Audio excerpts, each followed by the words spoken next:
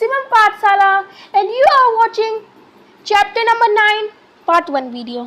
इस वीडियो में आज हम सॉइल क्या होता है, सॉइल की प्रॉपर्टीज क्या है, सॉइल के टाइप्स क्या है, क्ले सॉइल क्या होता है, सैंडी सॉइल क्या होता है, रेड सॉइल क्या होता है, ब्लैक सॉइल क्या होता है, इवन लोमी सॉइल क्या होता है, ये सब हम पढ़ने जा रहे हैं। Percolation of water, absorption of water bye soil, ये सब हम सिर्फ एक वीडियो में पढ़ेंगे, इसलिए इस वीडियो को अंत तक जरूर देखिएगा ताकि आप भी इस चैप्टर को अच्छे से समझ पाएँ।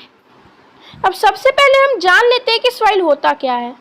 तो सॉइल जो है एक बहुत इम्पॉर्टेंट नेचुरल रिसोर्स है। ये इसकी इम्पोर्टेंस इसीलिए है क्योंकि इसी पे हम खड़े होते हैं, इसी पे प्लांट्स ग्रो करते हैं, इसी पे हमारे घर बनते हैं, इसी से प्लांट्स को वाटर, न्यूट्रिएंट्स ये सब सप्लाई होता है।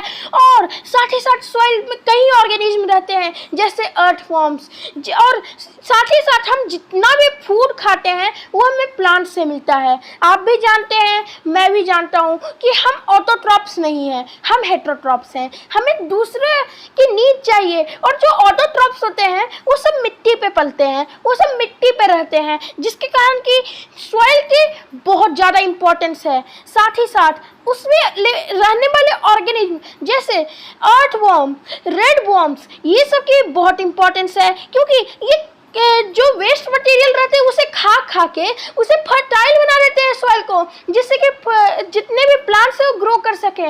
आज हम कोई भी लीफी वेजिटेबल खाते हैं तो वो लीफी वेजिटेबल कहाँ से मिलता है? वो सॉइल पे ही फार्मर्स ग्रो करते हैं, बिना सॉइल के उसे ग्रो नहीं किया जाता है। ऐसे बहुत रेयर प्रोसेसेज हैं, ये ऐसे बहुत कम केमिकल प्रोसेसेज हैं जिसमें वाटर या और किसी चीज़ की मदद से जो भी चीज़ें, जो भी हमारे फूड है, ये सब बनते हैं। इसलिए सॉइल हमारे लिए बहुत ज़्यादा इम्पॉर्टेंट है। और साथ ही साथ जो भी फूड सॉइल पे बनता है वो बहुत हेल्दी भी रहता है, और साथ ही साथ वो थोड़ा चीप भी रहता है। अगर हम और सब प्रोसेस की बात करें तो उसमें जो भी चीज़ें हैं वो उसका कॉस्ट जो है हाई रहता है, लेकिन इसमें सब कुछ चीप रहता है, जिसके कारण कि सॉइल हमारे लिए बहुत ज़्यादा इम्पोर्टेंट है। लेकिन अब हम एक जान लेते हैं एक दुख की बात। ये हमारे कारण ही ये दुख आया है कि सॉइल में पॉल्यूशन हो रहा है। हम मान लीजिए कोई पॉलीथीन बैग में सब्जी ले जाते हैं, क्या हम उस पॉलीथीन बैग को रख के उसकी पूजा करते हैं? ऐसा बिल्कुल नहीं है। हम उस पॉलीथीन बैग की तो पूजा कभी नहीं करते, उसको यहाँ वहाँ फेंक देते हैं। हम करते क्या है अक्सर कि कभी भी कुछ कर रहे हो, मान लीजिए कि हम कोई भी सब्जी लाए, अब वो सब्जी का जो रैपर है या कोई भी आटा हमने खरीदा 5 केजी का पैकेट, अब वो पैकेट, मान लीजिए आप कुरकुरे खा रहे हैं, कुरकुरे का पैकेट, ये सब जो पैकेट है इसे हम कहीं भी फेंक देते हैं, इससे सॉइल का पॉल्यूशन होता है। ये ऐसे ही वाटर पॉल्यूशन होता है, एयर पॉल्यूशन होता है।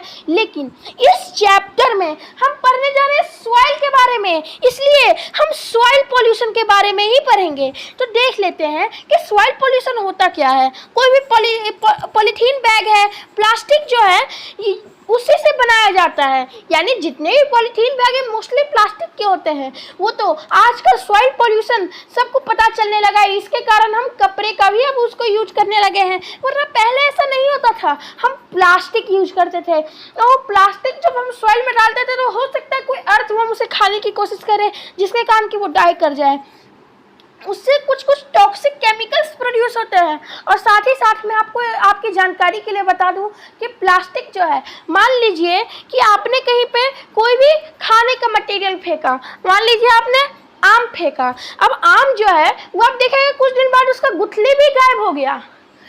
तो वो गुठली जो है या आम जो है वो सब कौन गायब करता है? या मान लीजिए कोई गाय गोबर करके चली गई, अब वो गोबर के मिट्टी में बदलता कैसे है? तो माइक्रो ऑर्गेनिज्म का काम है या अर्थ में रहने वाले ऑर्गेनिज्म का काम है, जो अंडे के सेल्स रहते हैं जिसे हम फेंक देते हैं। अर्थवर्म उसी को तो खा के सॉइल को फर्टाइल बनाते हैं।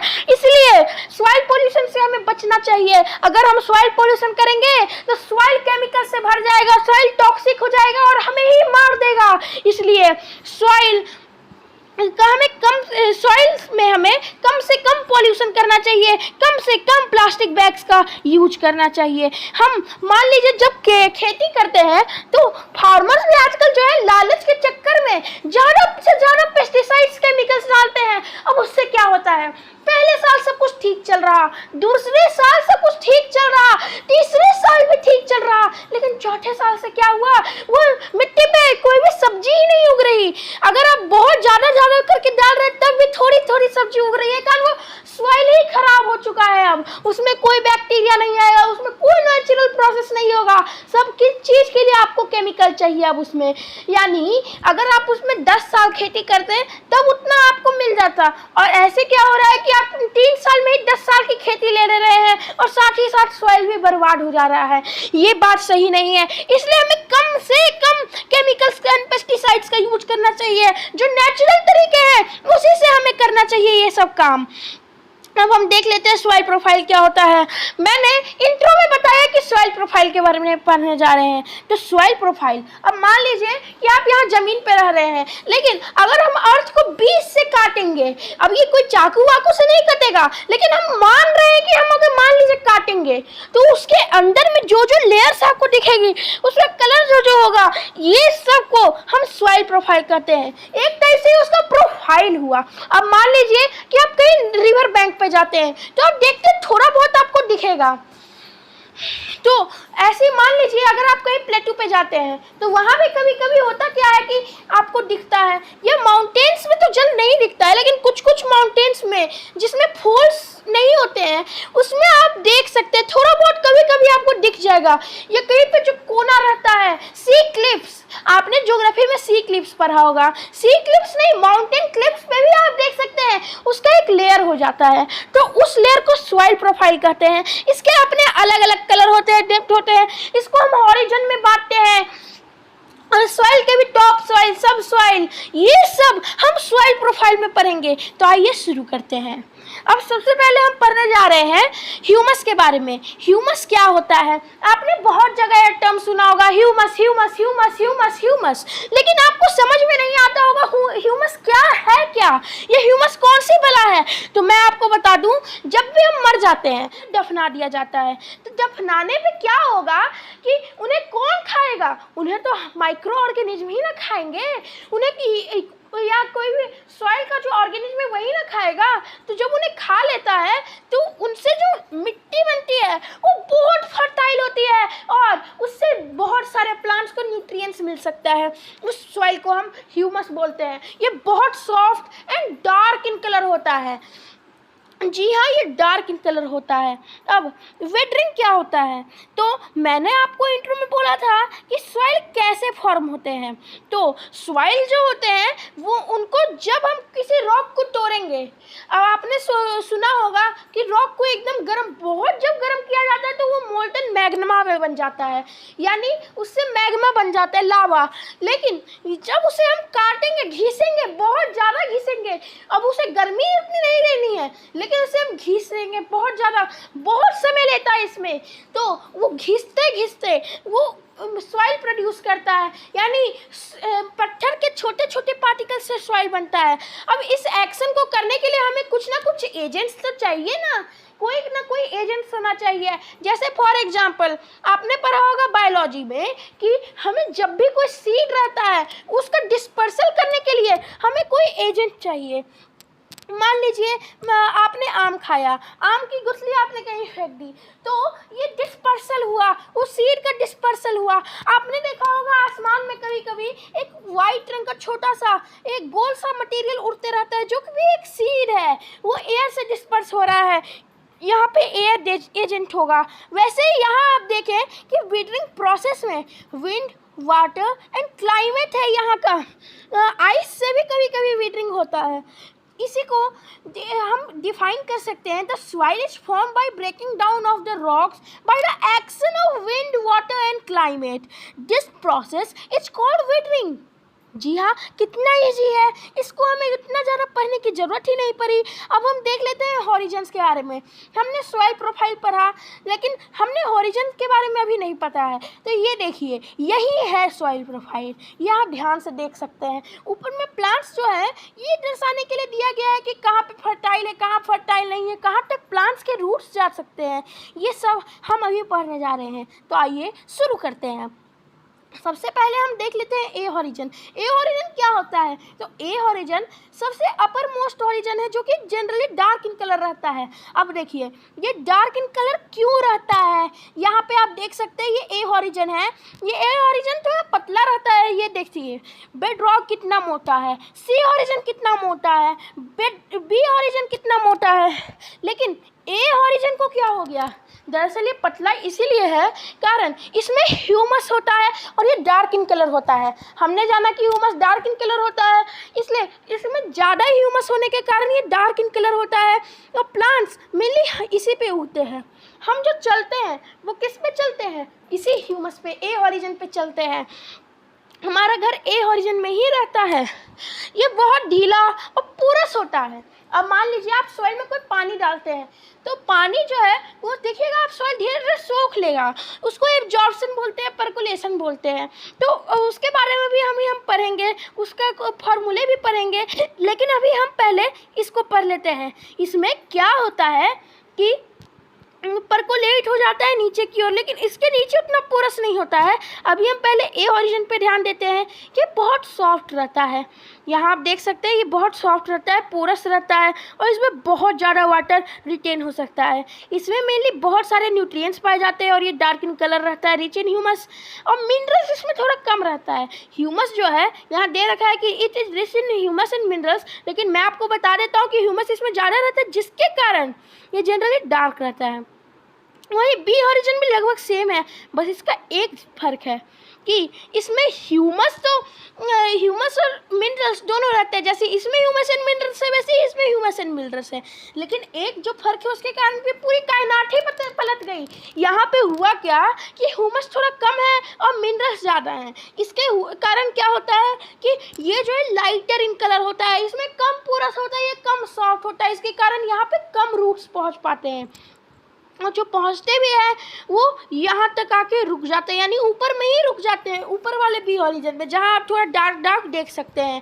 वहीं बी ओरिजिन के नीचे तक जल कोई किसी का रूट्स नहीं पहुँचता, कारण उससे कोई फ़ायदा नहीं उतना।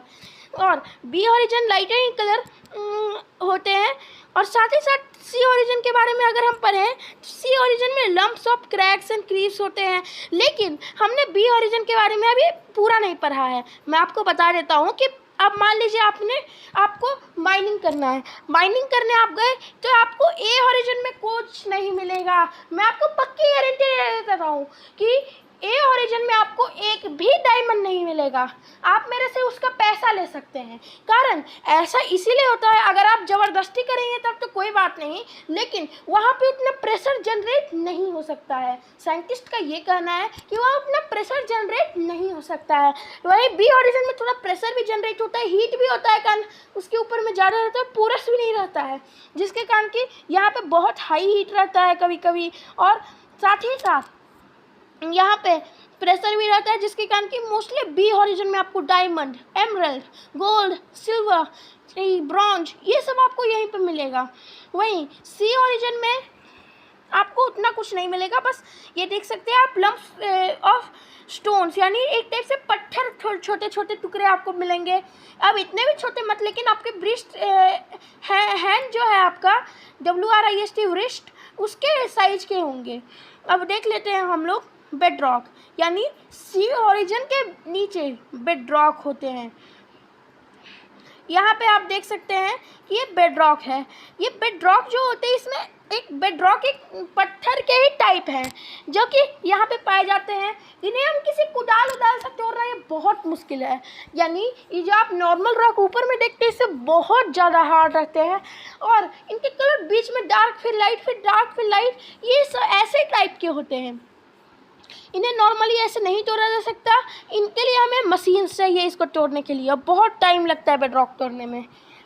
यही है सॉइल प्रोफाइल, इसी को आप अभी क्लास 7 में याद रखिए। उसके बाद आगे आपको और अलग अलग चीज़ें लेवल्स पे मिलेंगे। तो हम देख लेते हैं सॉइल के टाइप कैसे क्या क्या होते हैं। हमने बात किया था सैंडी, क्लेई, लोमी, ये सब सॉइल्स के बारे में हमने इंट्रो में बात किया था। इसके बारे में हम थोड़ा बहुत इन्फॉर्मेशन कलेक्ट कर लेते हैं। सबसे पहले कि सॉइल क्या होता क्या है, एक अच्छा डिफिनीशन हम खोज रहे हैं। तो the mixture of rock particles and humus is called soil. ये एक बहुत अच्छा डिफिनीशन है यहाँ पे। इसको भी आप कहीं व्हाट इज सॉइल अगर किसी ने पूछ दिया तो आप ये आंसर भी लिख सकते हैं, ये भी बहुत अच्छा आंसर है। Living organisms such as bacteria, plant roots and earthworms are also important parts of any soil because they make the soil fertile and they are also helpful to us by giving us food, by providing us food, etc. Now some of the bacteria, here it is written bacteria. Why यहाँ पे bacteria क्यों लिखा हुआ है? क्योंकि आपने सुना होगा कि दाल पल्सेस जो रहते हैं ये सबको नाइट्रोजन की ज़रूरत होती है अब प्रोटीन के लिए, और नाइट्रोजन इन्हें कहाँ से मिलेगा? अब आप सोच रहे होंगे कि एयर के नाइट्रोजन से, तो आपने बायोलॉजी में पढ़ा होगा, ऐसे मुझे लग रहा है कि आपने पढ़ा होगा, क्योंकि एक राइजोबियम नाम के बैक्टीरिया होते हैं जो कि नाइट्रोजन गैस जो होते हैं उसे नाइट्रेट में कन्वर्ट कर देते हैं, जिसके कारण कि ये प्लांट्स उसे ले सके, यानी ये सिर्फ लिक्विड नाइट्रोजन अपने रूट से एब्जॉर्ब कर सकते हैं। The soil is classified on the basis of proportion of particles of the various sizes. They are यानी ये सब on the basis of various sizes, इनके sizes के basis पे यहाँ पे दे रखा है 3 टाइप्स। ऐसे बहुत सारे टाइप्स के, बेडरॉक भी एक टाइप ऑफ सॉइल होता है। जी हाँ, बेडरॉक भी एक टाइप ऑफ सॉइल है। ऐसे ही बहुत सारे टाइप ऑफ सॉइल होते हैं। ऐसे वो मुझे नहीं लगता कि वो सॉइल होता है, लेकिन साइंटिस्ट का तो यही कहना है। अब यहाँ देख लिए सैंडी सॉइल। सैंडी सॉइल क्या होते हैं? वैसे सॉइल होते हैं जो कि बहुत बड़े बड़े, जिनके पास पार्टिकल्स होते हैं, वो उनके पार्टिकल्स बड़े बड़े होते हैं। आपने सैंड देखा होगा रिवर साइड में, वहाँ पे आप देखे होंगे कि उसके बहुत बड़े बड़े पार्टिकल्स होते हैं जो कि हम आँख से भी देख सकते हैं, वो नेकेड आइज से भी देखे जा सकते हैं। वहीं आगे जो हम जिनकी बात करेंगे उनके कुछ पार्टिकल्स नहीं देखे जा सकते हैं। जैसे Sandy soil is big particles and they have large spaces between them. इनके बीच जब जितना बड़ा साइज होगा उतना ज़्यादा लार्ज स्पेस होगा इनके बीच में। The spaces between these particles are filled with air, hence the sandy soil are called well aerated soils. It cannot hold water because it has large spaces and water can easily penetrate through the particles of sand. It is light, aerated and dry in nature. Due to the lack of nutrients, it do not support the diverse growth of plants. अब देखिए, इसमें बड़े बड़े spaces होंगे तो जितने भी जो वाटर है वो सब तो इससे जल्दी परकुलेट हो जाएगा, इससे जल्दी पास हो जाएगा एक टाइप से। तो इसी को परकुलेशन एक टाइप से बोलते हैं। अभी हम इसके बारे में आगे पढ़ेंगे, अभी हम जान लेते हैं कि इससे जल्दी वाटर पास हो जाएगा। साथ ही इसमें एयर ज़्यादा होने के कारण इसमें उतने न्यूट्रिएंट्स नहीं पाए जाते हैं और ये उतने फर्टाइल नहीं होते हैं जितना होना चाहिए प्लांट्स के लिए, लेकिन तब भी इसमें बहुत सारे प्लांट्स के ग्रोथ होते हैं।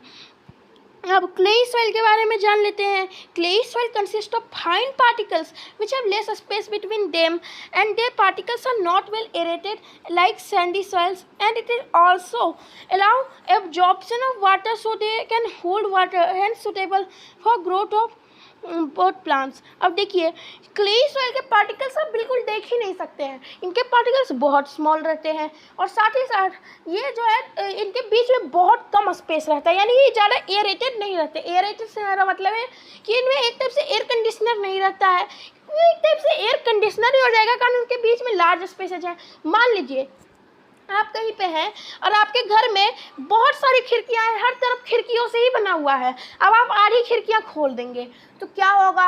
एयर जो है बाहर से वो अंदर की ओर आएगा और आपका घर जो है या जो भी जहाँ भी आप रह रहे हैं वहाँ वो एयरेटेड हो जाएगा। इसी को क्लेई सॉइल में बहुत कम रहता है, लेकिन ये बहुत ज़्यादा फर्टाइल रहता है ग्रोथ के लिए और ये वाटर को बहुत ज़्यादा होल्ड करता है, जिसके कारण कि पल्सेस जो है इसमें ज़्यादा ग्रो करते हैं। वहीं लोमी सॉइल जो है दोनों को इक्वली रखता है, यानी लोमी सॉइल में बिग एंड स्मॉल पार्टिकल्स दोनों रहते हैं। यानी हम बोल सकते हैं कि सैंडी सॉइल भी उसमें आधा रहता है, क्लेई सॉइल भी आधा रहता है। अब ऐसा नहीं है कि 50-50% एग्जैक्ट रहेगा, लेकिन लगभग 40% 50% ही रहता है दोनों। साथ ही साथ ये दोनों जो है इसका सॉइल का कम्बिनेशन रहता है और इसे हम सिल्ट भी कहते हैं। ये वाटर को एकदम अप्रोप्रिएट अमाउंट में, यानी कुछ ही अमाउंट में रख सकता है। यानी जैसे आपने अभी अभी देखा कि क्लेई सॉइल जो है वो बहुत ज़्यादा वाटर होल्ड कर सकता है, वहीं सैंडी सॉइल उतना ज़्यादा वाटर होल्ड नहीं कर सकता है। तो ये दोनों के बीच का है, ये सब चीज़ में दोनों के बीच का है। इसमें ह्यूमस भी रहता है जिससे कि इसमें प्लांट्स का ग्रोथ होता है। अब आ जाते हैं सिल्ट सॉइल पे। सिल्ट के पार्टिकल्स जो है सैंडी सॉइल से स्मॉलर रहते हैं लेकिन क्लेई सॉइल से बड़े रहते हैं। यानी सिल्ट जो है ये दोनों का मिक्सचर है, Sandy soil and clayey soil, ये दोनों के मिक्सचर से हमें सिल्ट मिलता है। ये भी वाटर को होल्ड करता है। अब आप यहाँ जान गए हैं कि सैंडी सॉइल से ये ज़्यादा वाटर होल्ड करेगा लेकिन क्लेई सॉइल से कम वाटर होल्ड करेगा, जिसके कारण कि ये भी रिच इन न्यूट्रिएंट्स रहता है, हाईली फर्टाइल रहता है, कारण ये एयरी भी रहता है। और साथ ही साथ ये एयरी रहने से क्या होगा कि इसमें ऑर्गेनिज्म आसानी से रह सके, और ये अगर इसमें बहुत सारे फर्टाइल न्यूट्रिएंट्स भी रहेंगे, ह्यूमस भी मिक्स रहेगा जिसके कारण कि प्लांट्स ग्रोथ कर सके, इसलिए सब चीज़ के फेवर में रहता है और ये मेनली रिवर बैंक्स में पाया जाता है। अब सॉइल की प्रॉपर्टीज़ के बारे में हम पढ़ने जा रहे हैं कि सॉइल की प्रॉपर्टीज़ क्या होती हैं। हम यहाँ देख लेते हैं percolation of water through soil. हम इतनी देर से जान रहे थे कि परकुलेशन क्या है, परकुलेशन क्या है। आपके दिमाग में एक क्वेश्चन आ रहा होगा, मैं बोल रहा था परकुलेशन, आपका दिमाग उतने अच्छे से काम नहीं कर रहा होगा कि अरे परकुलेशन क्या है। तो अब यहाँ पर ये percolation can be defined as the property of soil by which it allows the flow of water through it. यानी किसी भी सॉइल से वो जो वाटर है वो कितनी स्पीड में फ्लो करेगा। अब इसको हम एक एक्टिविटी से भी बताएंगे।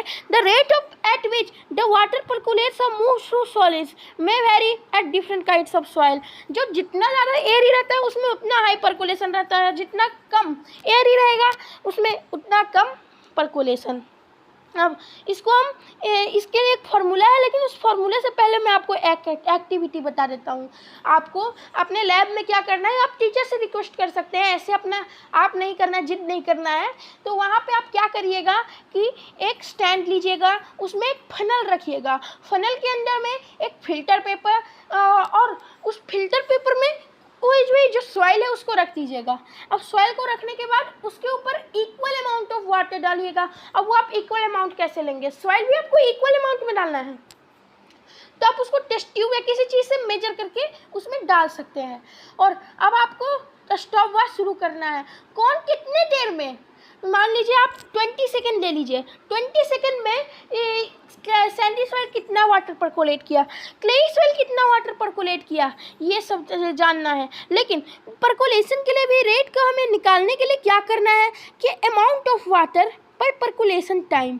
जैसे हम ले लेते हैं कि 20 मिनट में 200 मिलीलीटर परकुलेट हुआ, सो इसका हो जाएगा क्या 10 मिलीलीटर पर मिनट। अब इसको सेकेंड में कन्वर्ट कर सकते हैं मैथमेटिक्स का यूज करके, इसी से हम परकुलेशन निकाल सकते हैं, यानी परकुलेशन रेट ऑफ परकुलेशन को हम जान सकते हैं। दूसरा क्या है कि मॉइस्चर इन सॉइल। अब आप जानते होंगे कि हमारे एयर में मॉइस्चर रहता है क्योंकि वाटर वेपर होने के कारण। मॉइस्चर से क्या होता है एयर में, ह्यूमिडिटी। वैसे ही सॉइल में भी मॉइस्चर होता है और इसी मॉइस्चर को यूज करके जो प्लांट्स है वो अपना वाटर लेते हैं। अगर हम पानी नहीं डालते तो मर क्यों नहीं जाते हैं। अब आप सोचिए कि आपको एक दिन पानी नहीं दिया गया, 2 दिन पानी नहीं दिया गया, तो आपके साथ क्या होगा। लेकिन उनके साथ ऐसा इसलिए नहीं होता है कारण पहली बात तो वो पानी बचाते हैं, और दूसरी बात क्या है कि वो पानी जो है वो एब्जॉर्ब करते हैं। सॉइल में मॉइस्चर होता है जिसको वो एब्जॉर्ब करते हैं। तो यहाँ हम कह सकते हैं moisture is the amount of water that is present in the soil. Even a dry soil has some amount of moisture. कैसा भी आप सॉइल ले लें उसमें कुछ ना कुछ मॉइस्चर होगा ही होगा, लेकिन हम अगर उसको साइंटिफिकली या केमिकली करें तो हो सकता है ना हो। However, the clay soil has the highest content of moisture. यानी जितने भी clay soil होते हैं उसमें सबसे ज़्यादा moisture content पाए जाते हैं, कारण वो जितना भी उनके पास वाटर आता है उसको वो वहीं पे रख लेते हैं, यानी वो वहीं पे उसको सोख लेते हैं, तो बाहर नहीं निकलने देते हैं। इसी को हम एब्जॉर्प्शन कहते हैं। जी हाँ, हमने मॉइस्चर में ही एब्जॉर्प्शन पढ़ लिया, कॉन्ग्रेचुलेशंस। यहाँ देखिए every soil is a water absorption capacity which depends upon the porous in the soil. Clay and loamy soil have the most porous, hence retain water in large quantities. यानी इसमें बोला गया है कि कोई भी अगर सॉइल है, मान लीजिए आप कोई भी क्लेई सॉइल लेते हैं, तो क्लेई सॉइल में क्या होता है, बहुत ज़्यादा पोरस रहते हैं और बहुत कम एयर स्पेस रहता है, जिसके कारण कि वाटर इजीली पास नहीं कर पाता है। और बहुत ज़्यादा वाटर जैसे उसमें अंदर तो जाता है, ज़्यादा पोरस है, लेकिन बाहर नहीं निकल पाता, कारण वहीं पे वो फंसा लेता है उसको। इसी को कहते हैं एब्जॉर्प्शन ऑफ वाटर। अब चौथा है टेक्सचर ऑफ सॉइल। सॉइल के बहुत सारे टेक्सचर होते हैं, इसके ये साइज पे डिपेंड करते हैं। जैसे सैंडी सॉइल को आप छुएंगे तो वो तुरंत आपके हाथ से गिर जाएगा, लेकिन अगर क्ले सॉइल को करेंगे तो हाथ में चिपचिपा हो जाएगा। वैसे ही कलर ऑफ सॉइल, कलर भी मेनली न्यूट्रिएंट्स जो रहते हैं, ये ह्यूमस, न्यूट्रिएंट्स, मिनरल्स, ये सब पे डिपेंड करता है। यानी जिसमें जितने ज़्यादा मिनरल्स रहेंगे वो उतना लाइटर रहेगा, जितने कम मिनरल्स और ज़्यादा ह्यूमस उतना डार्कर रहेगा। ऐसे इसके कुछ कलर के प्रॉपर्टीज रहते हैं। जैसे कोई रेड सॉइल है तो रेड सॉइल इसीलिए है क्योंकि उसमें आयरन ज़्यादा है, और इवन ग्रीन सॉइल भी आयरन से हो जाते हैं। अब इसके कुछ प्रॉपर्टीज है जो कि आप केमिस्ट्री में पढ़ेंगे, जिससे कि वो रेड एंड ग्रीन दोनों हो जाते हैं आयरन से ही। और साथ ही साथ ये इसमें जो है अलग अलग तरह, सिर्फ रेड एंड ग्रीन नहीं होंगे या नॉर्मल ब्राउन नहीं होंगे, ब्लैक नहीं होंगे, बहुत सारे अलग अलग नए नए कलर्स भी उससे मिल सकते हैं। साथ ही साथ सॉइल का पीएच होता है। आपने एसिड बेसिस साल्ट हमारी वीडियो अगर देखी होगी तो आपको पता होगा कि पीएच क्या होता है, पावर ऑफ हाइड्रोजन। अगर आपने नहीं देखा है तो उस वीडियो को भी ज़रूर चेकआउट करें, वो हमारी पहली वीडियो है। तो उस वीडियो में मैंने आपको बताया पीएच के बारे में, लेकिन क्या उसमें आपको मैंने ये भी बताया कि सॉइल का भी पीएच होता है। अगर आपने वहाँ पर पढ़ा होगा तो यहाँ तो आपको कोई प्रॉब्लम ही नहीं होगा, लेकिन फिर भी मैं एक बता देता हूँ कि ये मोटा मोटा मैं बता रहा हूँ, वहाँ पे आपको एकदम बहुत अच्छे से एक्सप्लेन किया गया है कि सॉइल जो है वो एसिडिक, बेसिक एंड न्यूट्रल होते हैं नेचर में। अब सॉइल के अपने अपने डिफरेंट वो होते हैं पीएच, और एसिडिक सॉइल का पीएच लो होगा यानी 7 से कम होगा, बेसिक सॉइल का 7 से ज़्यादा होगा, और न्यूट्रल का 7 होगा। और सॉइल में हमने पहले ही बात कर लिया कि एयर भी रहते हैं। एयर जो ऑक्यूपाई स्पेस करते हैं, इसी के कारण तो एयर ही हो जाता है सैंडी सॉइल, और क्ले सॉइल एयर ही उतना नहीं होता है।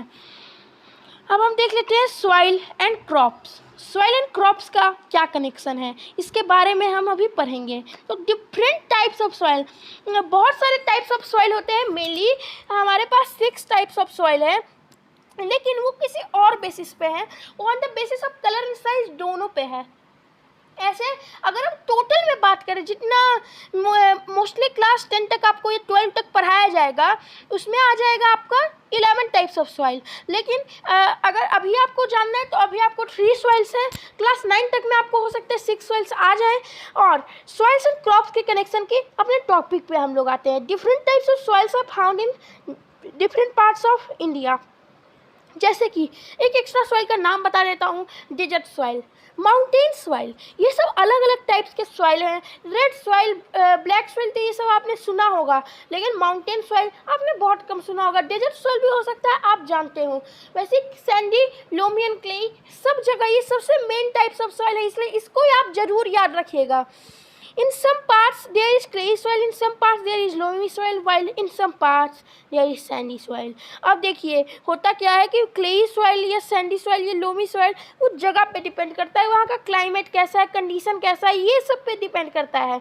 सॉइल किससे इफेक्टेड रहता है? Wind, rainfall, temperature, light, humidity. अब ये ऐसा किस लिए? क्योंकि यही इसके मेन एजेंट्स हैं, या इसी से उनका पर्कुलेशन होता है, ये सब होता है। ये कुछ इंपॉर्टेंट क्लाइमेटिक फैक्टर्स है जो कि सॉइल के प्रोफाइल को अफेक्ट करते हैं और उसमें नए नए चेंज लाते हैं। जैसा आपने बहुत जगह देखा होगा कि जो एग्रीकल्चर साइंटिस्ट रहते हैं वो सॉइल को देख के ही पहचान लेते हैं कि यहाँ पे वाटर होगा या नहीं होगा, कितनी गहराई में वाटर होगा, इसका पोरस कितना है, ये सब वो उसको सिर्फ देख के पहचान लेते हैं। क्योंकि ये भी एक टाइप से एक नॉलेज है। आप ये मत सोचिएगा कि सॉइल एक बेकार चैप्टर है, ऐसा बिल्कुल नहीं है। ये भी बहुत इंटरेस्टिंग चैप्टर है, लेकिन इसको आप अभी डेप्थ से नहीं देख रहे हैं। डेप्थ से देखेंगे तो आपको पता चलेगा कि सॉइल की इंपॉर्टेंस क्या है। The climatic factors as well as the components of soil determine the various types of vegetation and crops might grow in any region. For example, if we take sandy soil and clayey soil, तो दोनों का एकदम different होगा. अगर हम desert soil पे cactus ना उगा के वहाँ पे नॉर्मल हम लोटस उगाएंगे, लोटस तो पानी पे उगता है, हम डेजर्ट सॉइल पे उगाएंगे, क्या वो उगेगा? ऐसा तो बिल्कुल नहीं है. अब हम कैक्टस को लाके पानी में उगाएंगे, ऐसा होगा? ये तो वही बात हो गई कि हम पोलर बियर को लाके डेजर्ट में छोड़ दिए और डेजर्ट के कैमल को ले जाके नॉर्थ पोल पे छोड़ दिए. ऐसा बिल्कुल नहीं होता है. यहाँ सब चीज़ का अपनी अपनी जगह रहती है, अपनी अपनी एडेप्टेशन रहती है. हैबिटेट आपने चैप्टर नंबर 7 में पढ़ा होगा एडेप्टेशन हैबिटेट के बारे में, तो वही यहाँ पे लागू होता है. क्रॉप्स जो है सबके अलग अलग अपना अपना टाइम रहता है, रबी, खरीफ, जायद, ये सब. तो अलग अलग क्रॉप्स को अलग अलग टाइम पे अलग अलग सॉइल में बोया जाता है. यही इस टेक्स्ट के द्वारा आपको समझाया जा रहा है. साथ ही साथ सॉइल इरोजन. अब देखिए, हमने ये तो पढ़ा सॉइल पोल्यूशन, सॉइल इरोजन ये भी एक बहुत इंपॉर्टेंट टर्म है और ये आपको 100% कहीं ना कहीं तो आपको सॉइल से जहाँ भी बात होगी सॉइल इरोजन तो नाम आएगा ही. इवन सॉइल पोल्यूशन का नाम ना आए लेकिन सॉइल इरोजन का नाम आएगा ही, क्योंकि सॉइल इरोजन जो होता है the removal of land surface by water, wind और आइस. इसके भी एजेंट्स लगभग सेम है, वाटर है, विंड है, आइस है, यही सब मेन एजेंट्स है इसके भी. और क्लाइमेटिक फैक्टर्स इवन भी है, लाइटनिंग, ये सब से होता है. अब देखिए, जब विंड चलती है, जैसे आपने ज्योग्राफी में पढ़ा होगा मशरूम रॉक्स के बारे में. मशरूम रॉक्स में क्या होता है कि वो सॉइल इरोजन के कारण होता है, कारण वहाँ पे बहुत तेज हवाएं चलती है. डेजर्ट्स जो होते हैं वहाँ बहुत तेज हवाएं चलती है और तेज हवाओं के कारण वो जो सॉइल घिस जाता है, यानी हवा से घिसता है, पानी से घिसता है, ये सबसे घिसते घिसते. अगर आप कभी नदी के पास गए होंगे, नदी किनारे गए होंगे, अगर वहाँ पे पत्थर है तो पत्थर आपने देखा होगा फिसलता है, क्योंकि उसका इरोजन हो गया है, वो इरोड हो रहा है धीरे धीरे, एकदम वो स्मूथ होते जा रहा है. इसे हम सॉइल इरोजन कहते हैं. In absence of plants, soil become loose, so it can be moved by wind and flowing water. अलग अलग ग्रह जो होते हैं जैसे मार्स, ये सब पे क्यों इतने ज़्यादा, मान लीजिए वहाँ पे अगर आप कोई फुटप्रिंट छोड़ते हैं तो वहाँ, जैसे आप जानते होंगे कि नील आर्मस्ट्रॉन्ग का फुटप्रिंट अभी तक वहाँ पे है, तो ऐसा क्यों है? कारण वो सॉइल का इरोजन नहीं हो पा रहा है, वहाँ पे विंड नहीं चलता है, जिसके कारण कि वहाँ का सॉइल इरोड नहीं हो रहा है, वहाँ पे ग्रेविटी नहीं है और बहुत सारे फैक्टर्स है जिसके कारण के सॉइल इरोजन होता है. इसी सॉइल इरोजन जो है इसको रोकने के लिए अगर हम जितने ज़्यादा से ज़्यादा प्लांट्स ग्रो करेंगे, अगर हम ज़्यादा प्लांट लगाएंगे, मान लीजिए आप अगर प्रत्येक बर्थडे पे एक एक प्लांट भी लगाते हैं, जरा आप सोच के देखिए, आपने जब 1 साल के हुए उस टाइम से लेके अभी तक अगर आप पेड़ लगाएंगे, अगर मान लीजिए आप अभी 5 साल के हैं या 10 साल के, जितने भी साल के हैं, तो उतने ज़्यादा पेड़ लगते जाएंगे और कुछ ना कुछ वो आपको ऑक्सीजन प्रोवाइड करते ही हैं, उनसे कुछ ना कुछ फ़ायदा होता ही है. इरोजन जो है उसको रोकते हैं. क्यों? अब आप सोचेंगे ये कैसे होता है?